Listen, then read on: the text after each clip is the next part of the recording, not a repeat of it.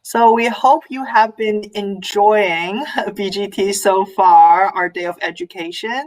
It is now time for the last education session of the day. We'd like to welcome Small Business VC's Mark Eversfield, one of my great colleague and mentor, to the stage to present market research finding the trend during COVID-19. Go ahead, Mark. Great, thanks, Ruby. Well, welcome everyone on this rainy day. We're going to talk about trends under COVID conditions here. My name is Mark. I'm, as Ruby said, the market research analyst here at Small Business BC. I help entrepreneurs research their trends and their ideas. I liked in the previous panel the idea that everybody was testing ideas and researching different concepts, which was great, and that's what I like to see. So without further ado, I'll get started with the presentation on trends. I'll be asking Ruby to run a couple of polls on the fly as we go through this as well. All right, so what do we want here? We want that to happen here. So some of the topics I'm going to talk about today then would be researching market trends, obviously during COVID-19, but also in addition to that, I'll talk about the secondary resources that can help us track Canadian consumers during COVID-19. I'll also talk about specifically this McKinsey survey. It's from May, but it's the most in-depth survey on Canadian attitudes for COVID-19. If you have anything that's later than that and with the level of detail that this survey has, let me know. I haven't found it yet. And then also, in addition to what's out there in secondary form, we also want to think about doing our own primary market research, and that is whether you're starting up or whether you're an existing business, you want to stay ahead with what changes are going on in people's minds and preferences to stay ahead of the curve. So that's really, really important. And we'll talk a little bit about some of the basic principles. I teach a seminar on that as well, which is really important for discovering information that you can't find through the secondary sources and on the net. Yeah.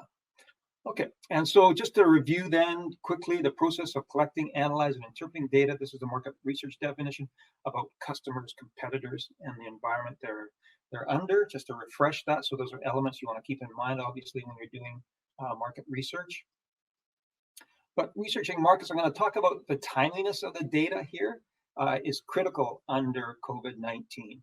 So as we'll see in some charts that will be coming up, it's right down now to a weekly basis instead of a yearly basis that information is important. So it's really heightened the timeliness of information, and as I mentioned, as we'll see, that's changing from week to week. Is it a good idea as a result then to research trends during COVID-19? Absolutely. So in any kind of disruption or an event like COVID-19, there will be winners and losers. And so the idea is then to search for those opportunities that result from these changes that have come about. And absolutely, to be researching those opportunities instead of standing there as a deer in the headlights, you definitely want to be active and looking at ways to research opportunities. Lots of opportunities out there, lots of difficulties and challenges for businesses out there, but there are lots of opportunities as a result of this change. And that's really something that this world has been experiencing in the past 20 years, that a level of change that's going on. And that's why it's just that this COVID-19 has really heightened that level of change. It's accelerated it to a light speed. And then are people participating? Absolutely, they're participating. They have a lot more free time available to participate in market research. And of course, the traditional methods have disappeared. It's more about being online, and it's more about Zoom interaction, and definitely online interaction is critical for that. And then some of the tools that are important for doing your researching trends And obviously Google, but the key about Google is that you have to have the right search terms to get the valuable results, the important results. Google Trends is another one that can give us an indication as to what people are interested in their keyword searching. That's an important tool in identifying trends. And of course, Google Alerts. Once you start to identify keywords, you build up a list of keywords when you're Googling that you want to start to create alerts that'll keep you updated.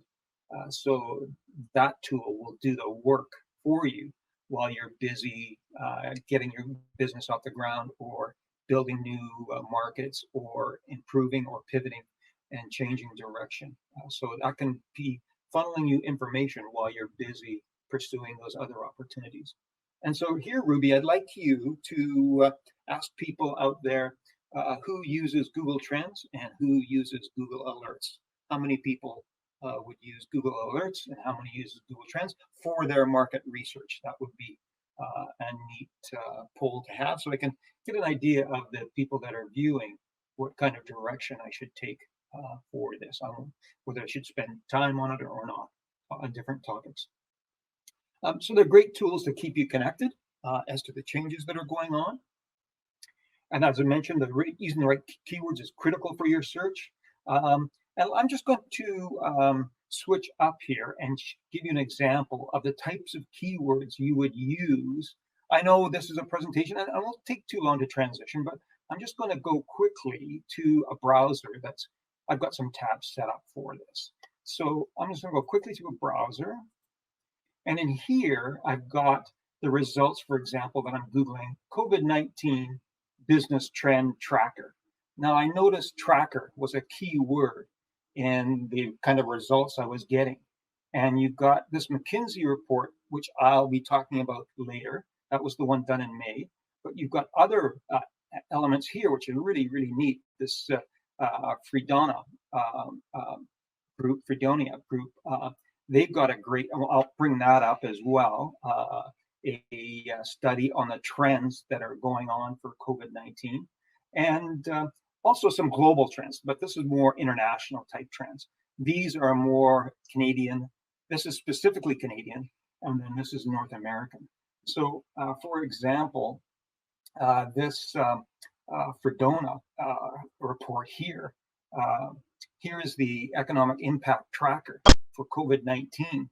And they talk about some really neat, for example, a drink for help people get to sleep.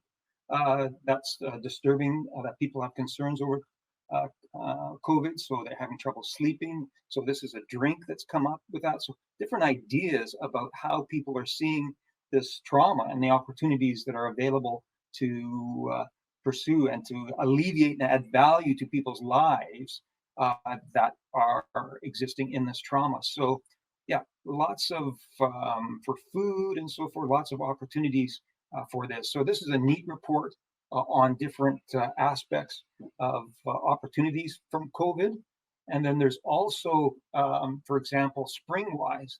Springwise is a great website for, it's an innovation website, but it has also a database. But here, post-COVID retail 7 trends. Springwise is an international database that has people from around the world contributing to ideas that they've seen and experienced throughout the world. So it gives you a global perspective, which is really important. Springwise, for example. And then I use this as well. Nanos is a Canadian company, Canadian polling company, and they have a bunch of reports. I'll use one of the charts from there to give you an idea of the types of polling that they do. They're an incredible resource as well. And then this is also the McKinsey. This is the implications for business. So McKinsey is an important keyword to be using. They're a leader in sentiment changes and attitude changes in the Canadian marketplace for sure. So those are some of the important resources here. Let's go back to the presentation here. So the poll results are in, Mark. If you click on polls, you can see the results. Click on polls. Sorry, guys. And where am I finding that, Ruby, on the screen? on the. Yeah, just beside chat, if you click on polls, you can see the results. Okay. So we have 27.27. Do you see it? Yeah, I see the actual survey, but I don't the results. I see the survey, but I don't see the results. Oh, here we go. Okay, perfect. Okay, so for Google, okay, that's great. So Google Trends, 25% say yes, they've used Google Trends, and the 74% say no. So we've got some value added there. That's kind of neat. And then the Google Alerts, this is for market research purposes. 60% say no and 40% say yes. Cool. Yeah, I'd like to get some feedback, I guess, when we go into the question answer, Ruby, about those that are using Google Alerts and how they're using them. And also some feedback on, I'll be talking about Google Trends in just a minute. And how people are using that and what their experience has been, what their value added has been for that. That's great. Thanks, Ruby. Perfect. Love it. Okay.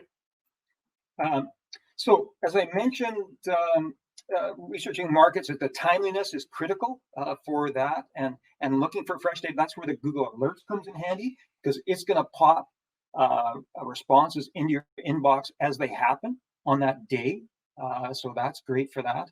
And obviously, it's a good idea to research trends, as I mentioned, winners and losers here. So obviously, as this is a biological impact, it's not an economic impact that we're dealing with here. It has economic consequences. This biological impact has economic consequences. So it's really a matter of what that biology translates into that economic. And so those trends, as we'll see here, as there are blips in terms of the biological impact.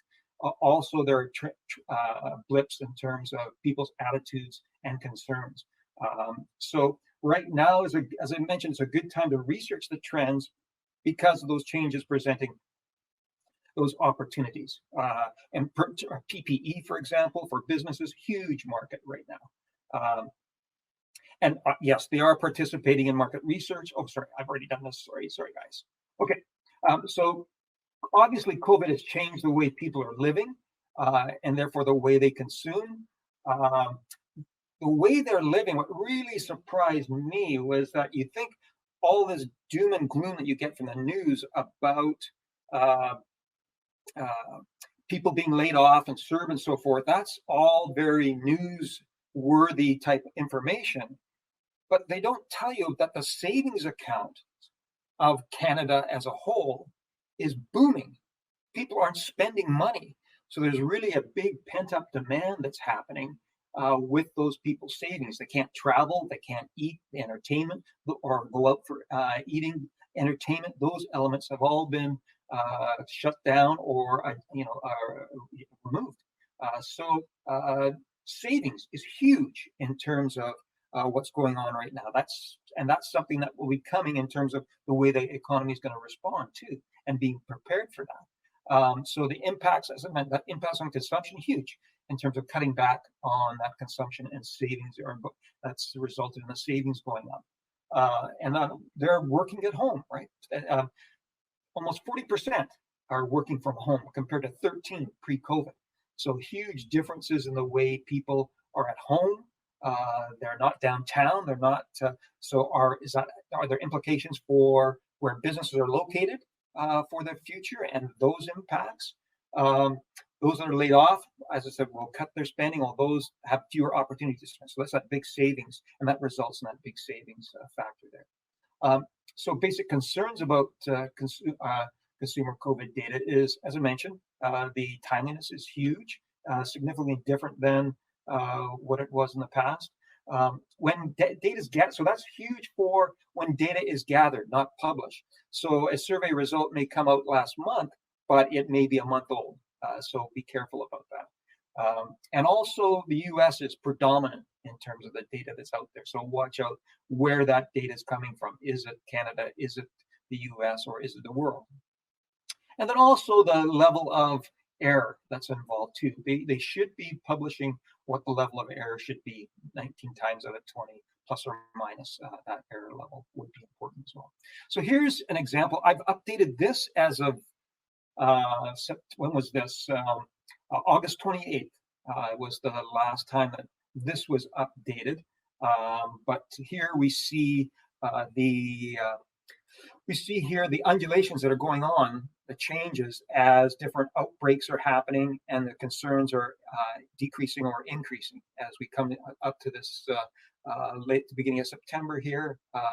They're starting to increase in terms of concern. So it's fluctuating, but big drop since it was back here in April. That's a big, huge drop. Back in March.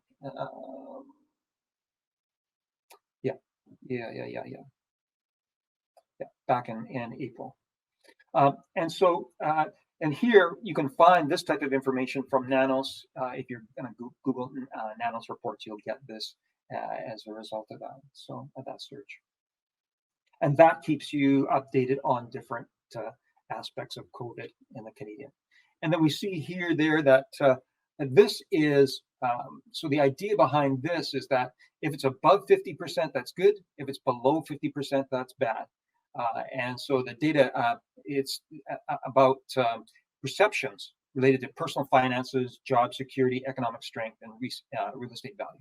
So definitely some improvement going on, and almost not quite back to where it was pre-COVID, but definitely some drastic improvement, kind of the check mark idea of a steep down and then slow gradual return there. And the same thing for, you can see that this is the actual spending. That's the other one was just expectations and attitudes. This is actual spending versus a year ago. So you see here, we're almost up to the zero would be the same as a year ago. So that's also encouraging to see the actual spending going on. This is a really neat product, and this is changed as of yesterday. That's how fast the changes are coming. But this is Google's community mobility reports. And so what they're doing is they're tracking through cell phone data where people are spending their time for, where they're going for recreation, where they're going to do grocery shopping or pharmacy shopping, where they're going to the park and so forth. And so this is BC, for example. This mobility data is for BC, and it reflects the changes in behavior. And so this was from, the baseline is before COVID, and then these are current levels. So you can see here, groceries and pharmacies up here. You can see parks. The baseline is way down here, and the parks are just out of this in the stratosphere. So that's a big change there. Versus transit stations, you see this is for BC as a whole. That is available, and workspaces. This is a neat thing as well in terms of these correlate. They going to workspaces and the increase in the transit use as well. It's still far below the baseline, so you can get an idea of where people are going and what that impact is. That's a really important, really important point. And then we've also got Metro Vancouver as well. You can, in these Google mobility reports. You can also select different parts of BC, and it covers all communities, or not all communities, but the major communities, about 14 communities in BC, and gives you the same type of tracking what's going on with the people moving throughout. And then, so how uncertain are Canadians? Now, remember, this is back in May, so keep that in mind. But this is the latest that I found. So. Not knowing how long the situation will last. These are key ingredients in terms of what people's perceptions are, and there's a real key graph in the result in the finale of these charts here. So 50% very extremely concerned about the uncertainty of the duration of COVID-19. Really important for that. And almost half of consumers are being cautious about how they spend their money. As we mentioned, they're cutting back. But this breaks it down here, and you can see the gray is somewhat, they're cutting back strongly. They somewhat disagree with that the family health is in jeopardy and so forth. Versus strongly agree versus disagree versus strongly agree. So that gives people's attitudes on the different elements versus their job and their financial, whether they're in those difficult situations and how it's impacting their lives. So this gives you kind of a framework. There's some really interesting charts that come out of this for sure. And then this is actual spending, what they expect to spending or what they expect to be spending on the different categories here. And so you see the net change being 21% say that they will be increasing. So the net change is 13 over the 8 that are saying that they will decrease their spending on groceries. So you see groceries, the different categories here that are important for looking at. And you see here decreasing. These are the decreasing items here. Yeah. So important information for sure in terms of what sectors you're having a look at, whether it be apparel, jewelry, and so forth. And then here are the important components that if you have an existing business, what are important characteristics that consumers are looking for to have comfort when they physically shop? And that's obviously the physical distancing is number one. There are masks and barriers, all those, you see that. It's important, just confirms that element about what people are demanding and what people are concerned about. And then how will the COVID, what do people expect their behavior to be in the future? In the short term, over the next couple of weeks. So this is over the next couple of weeks, that was back in May, of what they expected to be doing, whether it's increasing or decreasing their activities or staying the same. And then you also have post-COVID-19. So when this is all over, what do they expect to be doing in terms of their shopping and online behavior, working from home and so forth, what their expectations are relative to beforehand. And so whether that's decreased, staying the same, or increasing is an important component. And then here, how do they see their future over time? What kind of time frame do they think COVID will have an impact on their lives, adjusting to their routines? So 29% say more than a year it'll be impacting their routines. And on finances, 24% say more than a year that'll be affecting their finances. So people's outlook is pretty important here as well. And then these are changing their shopping, whether it's be working for now, whether it be a trend that they had before and now it has accelerated, or whether it's here to stay, that people's view are here to stay, and versus those that have always been going on. Okay, so here's the opportunities for change here. And what's significant about this chart I found was the clear is they're not using these services. So there are a lot of people that are not into online streaming, video conferencing, remote learning, and so forth. The white is the not using that particular, whether it be restaurant food delivery, grocery delivery, and so forth. But the blue is the opportunity for change that's happening, where I think those accelerated, or those trends that were operating prior to COVID have simply been accelerated through this. And so we've got the fast food drive-through and so forth. You see the blue there, using more versus the aqua there, just starting. So you can see online streaming, huge amount using more. And same with the video chat, personal video chats, huge increase there. So it gives you some ideas, not only more than the magnitudes, but here some of the ideas of the business types. So whether it be online fitness, whether it be telemedicine, those different elements are all important for that. And then, so if the secondary market resources here are not answering your questions, you're going to have to start developing your own, looking for your own answers that are going to be relevant for your particular business, which would be huge for that. So, so some basic primary market research in terms of, and this can be, so you can be talking to somebody on the phone or video chatting with somebody, and you can still have this type of interview process happening that will allow you to gather information and build that up over time which is critical. And then you can sit back in, say, a month or 6 weeks from now and look at the percentage. If those feel, what am I going to do with a result to a question that asks about importance of a particular problem to be solved, and the average is a 4 versus the average being a 9.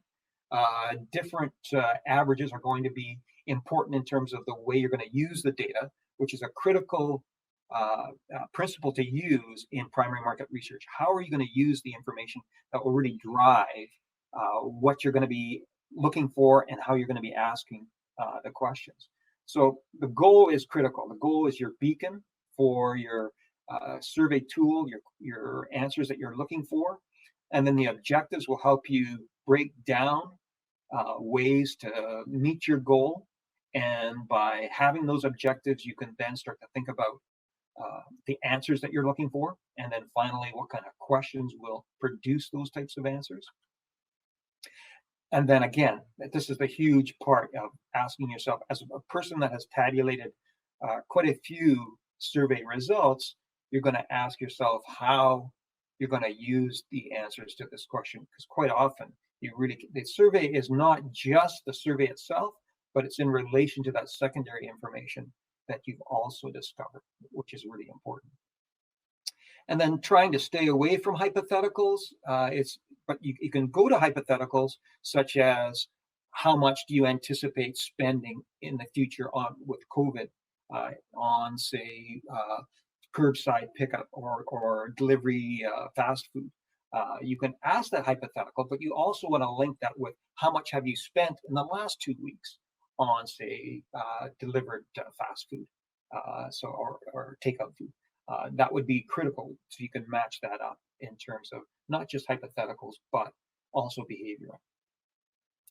So designing your survey, then you want the respondents to get their brains warmed up around the topic, if it's COVID, then you want to get some general questions about their anxiety or their concerns about COVID, and then you want to move on to work your way through to more detailed answers. If your goal is to find out how much people are spending or plan to spend on a certain item in COVID, then you want to actually start talking about COVID in general before you just get to that important answer that you're looking for. So on a scale of 1 to 10, where 1 is not concerned and 10 is very concerned, that's important that they understand the structure of the question. How concerned are you about shopping during COVID-19? That would be the way to, that would be your money question that you want to build up to that. Versus what are your specific, that's a general question, versus what are your concerns about the actual specific concerns, what concerns you most. And then how has it impacted our lives then? The cities, will they be the same after COVID? This is important in terms of brick and mortar. Important for business locations, or now neighborhoods more important. And so therefore you want to look at trends that are happening in neighborhoods, which BizMap can help you out with. BizMap talks about different sectors and their trends over a 5-year period, what's happening. These are underlying trends that were occurring before COVID, and they may be impacted by COVID as well. But definitely there are underlying trends that are fundamental. I mean, typical population projections are still very strong in terms of those globalization trends that were happening before, and then also, globalization is huge in terms of that impact. I mean, COVID is obviously going to have a dent, but it's very temporary in that sense. Once they get that back to, then the globalization force will take over again, will be prominent. And that's huge in terms of how it's impacting neighborhoods and changing business communities for sure. So that's BizMap is important here. And that's about it, Ruby. I'm at the 30 minutes here. And so that's my contact information. Ruby, do you have what's the next step here? Awesome. So Mark, if you want to stop sharing your screen and we can address some questions. Sounds good. Sounds good here. Wait a minute. where is my? So on the blue menu on the side Oh, mark, there we go. I've got it. Thanks. third button from the top, there we go. Great. Let me pull you back into my main screen here. Hold on here. There we go. Great. So thank you everyone for tuning in. There were more than 160 people tuning in for this session. So we're going to answer some questions now, one by Yuri. Yuri is asking, how have focus groups changed and can they now be done online? Yeah, huge. Now, focus groups could have, well, not always, but for a long time, there were lots of free platforms. Before Zoom came along, there was Google Talk, I think it's now called. It used to be Google Hangout, but there's Google Talk that allowed you. There's also a few, I'm trying to think, anytime.com, anymeeting.com is another platform that provides video, a platform for multiple participants, usually 6 to 10. But then with Zoom and with these others, I mean, the capacity has increased greatly. So yes, the same principles for focus groups online apply that they do in person. And so that means that you've got goals, you've got objectives you want addressed in the interactions. And yeah, there are lots of advantages to online and that they don't have the commitment, but the big disadvantages is that you don't have control over the environment. So as anybody has seen the CNN interview with a British political analyst, and his 7-year-old son comes barging through the door in the middle of the interview. So you don't have control over dogs barking and so forth. So it can be disruptive in that sense. So you have to make it pretty clear before you start the online sessions that you want a peaceful and a thoughtful type environment and not one filled with disruptions. Great, thank you. We have a question from Kathleen. Kathleen's asking, why does savings necessarily translate into pent-up demand? Perhaps it is simply a good time for people to be saving money. Yeah, but I mean, you're looking at pre-COVID spending behavior, and the correlation between the COVID event and that drastic change in savings would infer that people, and it just logically, they don't have the options and the opportunities to spend like they did in pre-COVID times. Awesome. So Jason's asking, within 8 days, expected COVID-19 death will hit 1 million. So the effect on data is coming. How would you factor in a data number like that on trends? Yeah, the way that 8 million is distributed over the world. I mean, and there's something called Google Market Finder. If you're talking about global markets, then Google Market Finder is a tool that you could use for something like that. And Google does have, and same with McKinsey as well, and Deloitte. Deloitte is another office that has global results. I didn't get into international because of the limited time factor, but there is a whole set of a suite of tools that you can use to evaluate international. So how that 8 million distributes over the world, and the U.S. is probably one of the major drivers of that, unfortunately. But really, there are some international tools that allow you to assess that. Great. So Sanjeev is asking, thank you for the session. Do you have any advice for the travel sector? Whoa, yeah, that's one of the hardest hit, the travel sector. Travel, transportation, food services, accommodation, all of those sectors are hit extremely hard. And we're seeing some gradual change in the tourism in terms of the mask, as the adoption of that mask correlates with much lower fatalities from COVID. The belief and the confidence in mask, as that grows, I think you'll see a change in international travel. Great. Last question from Jason. Jason is asking, how can you verify data accuracy as not all reports have no bias or bad info? Yeah, I mean, what you're doing, I mean, that's where it's really, as you saw in those charts that I showed you, it showed you the question. And that's really critical in terms of you using data, is to understand what the question is. If you can understand what the question is, then you can see the frailties in the way it was structured and how much confidence you have in the answers that are provided. So it's really critical to see that bias in the way that the question was answered. So be very skeptical if that question is not offered on those survey results. Great. So that's all the questions so far from the audience. I have a question for you, Mark. Sure, Do go you for it. think do you think it's a good time to start a small business right now? As I said, in this impact, there are winners and losers in this change. I don't like to put it in those terms. I like to think of it more of challenges and opportunities.